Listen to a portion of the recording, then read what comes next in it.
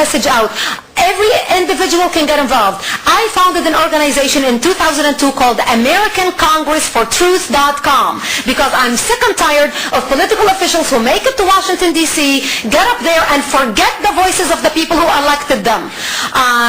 Lining their pockets with money becomes more important than protecting our borders, tightening our immigration, screening students who want to come and study in our country from hostile countries.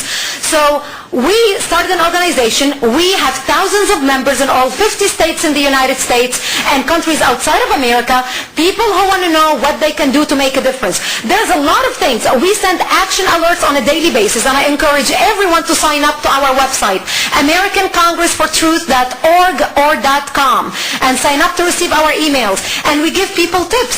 For example, if you live in a small town USA, you notice the mosque being built, and you noticed radical behavior. People dressed more radically, behaving more radically, keeping to themselves.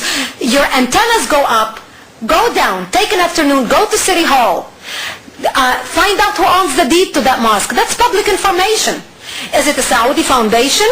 Is it some Muslims from foreign countries whose name is on the deed?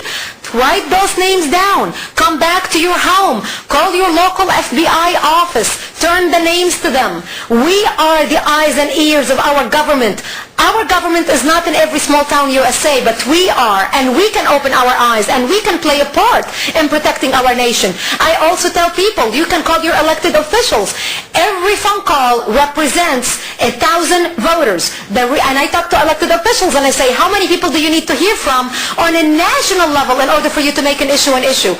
And they say, all we need to hear from is 40 to 50 people. That's it. The average American thinks, what's my voice going to do? They need to hear from 100,000 people. But here's why, the reason behind the numbers. If one person calls, he or she is representing 1,000 voters. Because he is willing to get up and make the phone call, and he represents 1,000 couch potatoes who, even though may think the same way, but are too lazy to make the call, but they do vote on election day. That translates to 40 to 50,000 voters on election day. Stop buying the mass media, the New York Times. Stop buying the LA Times. Stop buying the newspapers that are spreading lies, and start supporting organizations that support the truth and gets this type of truth, this politically incorrect truth, to you and to the American public. And this is how the mass people, mass Americans, can make a difference. Another question. I'm going to take this lady first. She raised her hand first. Two quick questions. Yes. One is, why are the Muslims in this country, the moderates, not speaking out? And secondly, what is your opinion of the president of Palestine saying he would be able to go with 2 individual states? And what is your opinion on those things? Well, I'm going to start with the moderates in this country who are not speaking out. We have very few moderates in this country who are speaking out, and I can count them on less than 5 fingers. One of them is a colleague of mine, Kamal Nawash, the president of Free Muslim Coalition Against Terrorism.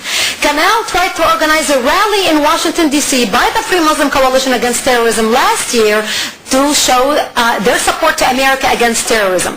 The top 3 Muslim organizations in America not only boycotted the rally, not only put down the rally, refused to advertise the rally, but went on the attack against Kamal Nawash, saying that he does not represent the voice of the mainstream Muslim community. 50 people showed up to Kamal Nawash, a Free Muslim Coalition Against Terrorism rally.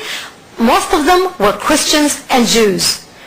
Actions speak louder than words, and we need to start listening and watching what's happening in our country and translate what they are telling us, not what we're processing in our mind and hoping they would be saying. Reality is reality. Another question.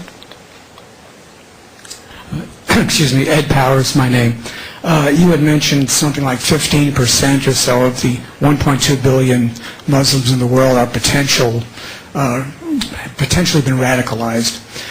In this country, I would suspect that that percentage is far lower, and that the potential there is still probably for many thousands to be radicalized. The concern that I have with taking on the campaign that you're talking about, even though I think there's a lot of merit to it, is possible overreaction in this country to a minority population. Just a half century ago, during World War II, we locked up hundreds of thousands of Japanese Americans because we feared they were in cahoots with the enemy. How do you prevent something like this from happening in this country to the overwhelming majority of law-abiding American citizens of Muslim Absolutely, faith? and we are never going to allow to happen what happened back in World War II. But we can be wise in the way we conduct our intelligence. For example, our government wanted to monitor certain mosques last year for radioactive material. Radioactive material. Now you tell me, how many temples and churches have you heard of that we are interested in monitoring them for radioactive material? And why should CARE, the Council on American-Islamic Relations, oppose us to monitoring something where we know there are radioactive material to protect ourselves and our country?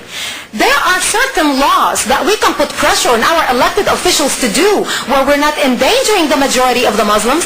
Obviously, we are not closing the mosques. Obviously, we are not locking them up. Obviously, we're letting the terrorists play in our ground. Look at September 11th, the biggest joke on America.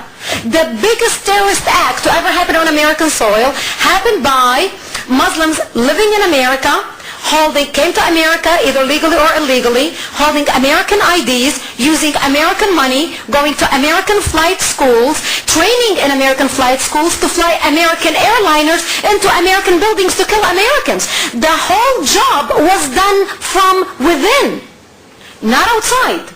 So you do not need to just lock the 3 to 6 million Muslims that live in this country, but you can certainly, if you encourage our government to eavesdrop, there is a lot of terrorist attacks that have been failed since September 11th because of the eavesdropping program. Just because you don't hear about it or it doesn't materialize into a big terrorist act doesn't mean that these programs are not working. The Patriot Act, you know, I come from a Lebanese heritage.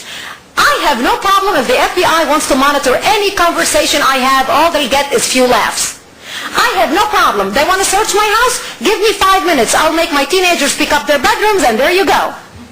And anybody that doesn't sound the way I do, you better watch out. We are fighting a war for our survival. And this is the time the Islamic community needs to be challenged to turn the radicals within it into us and start working with our government. When you see one individual committing a terrorist act, like the 19 hijackers, like any terrorist, a terrorist doesn't work independently. A terrorist is part of a community. He is protected by a community, financed by a community, supported by a community, defended by a community, hidden in a community, nurtured in a mosque in the community. There is no vacuum in Middle Eastern communities throughout the United States. I come from the Middle East. Middle Eastern communities that live here basically just changed geography, changed territories. Everybody knows everybody's business. Walk into any neighborhood USA, walk into the Arabic grocery store, tell them, do you know Muhammad Ali, where he lives? They can tell you where he lives, how old is he, when was his birthday, if his mother is visiting in town, what business he has opened since he came to the United States. Any details that Americans will be stunned to know. And our American Islamic community needs to be challenged to turn the terrorists within it, and needs to be more active and voice their opinion more, like Kamal Nawash, like the few people that I know who are speaking out. Those voices need to come forward, and they are already forward. We just need the rest of the Islamic community to stand behind them against those who are wishing to do us harm. Yes? Okay.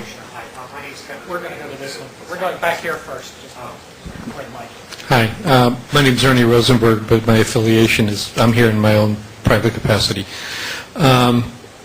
Two things. One is that even with the minimal things that we've done, the ineffective and inadequate things we've done, in Europe, the U.S. and Israel are considered more of a threat to peace than the Islamists. Right. And if we were to pursue a course like yours, how do we avoid being completely isolated? That's the first question. The second one is, I keep hearing about the overwhelming majority of peaceful Muslims, and my question is, where's the evidence that they exist? What a great question. Thank you so much. I love the way you put that answer in your question. If they exist, This is a call to all Muslims living in the United States. If those of you moderates exist, and I'm talking directly to the camera, we want to see you in the millions on the streets of America demonstrating, sending a very clear message to the radical barbarians that live in the third world countries in the Middle East to condemn the barbaric acts that have been done in the name of Islam, your religion that supposedly has been hijacked. Because in our beliefs, if something of ours has been stolen or hijacked, we would scream to high heaven that it has been stolen. And we need to hear your voices if you're really upset that your religion has been stolen. Thank you. Oh, the U.S. and Israel. Yes, thank you. The U.S. and Israel are considered the great Satan. And many people do not realize, let me tell you, America is the great Satan. Israel is just the little Satan tagging along with America. Keep that in mind. Whatever happens to Israel happens to us. There's a saying in Arabic, أولا يأتي السبت وبعده الأحد. First comes Saturday, then comes Sunday. First we kill the Jews, then we come to the Christians. You ask anyone in the Middle East that saying, they'll know exactly what you're talking about. The Muslims have been raised with it. We, the Christians,